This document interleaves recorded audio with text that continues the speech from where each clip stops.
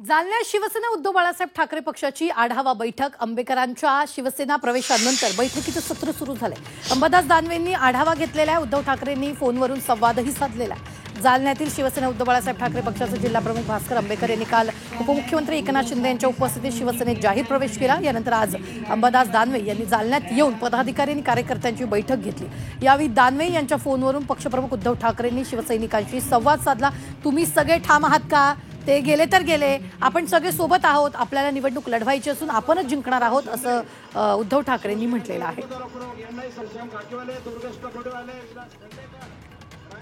जिल्हा प्रमुख संघटना सोडून जातात तर संघटना जनरली आमच्याकडे सिस्टीम असतात. जिल्हा प्रमुखाच्या नेतृत्वाखाली सगळं संघटन असतं आणि मग जिल्हा प्रमुख जर गेल्यानंतर त्या ठिकाणी या सगळ्या गोष्टी रुटीन करण्याची आवश्यकता असते, त्या आम्ही केलेल्या आहे.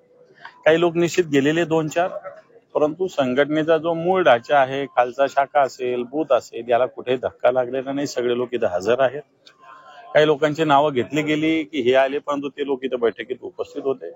शेवटी शिवसेना एक संघटनात्मक ढाचा असलेली संघटना ही काही अशी कोणी एखादा व्यक्ती बाजूला गेला म्हणून संघटना ढासवू शकत नाही, कारण मजबूत पायावर शिवसेना उभी.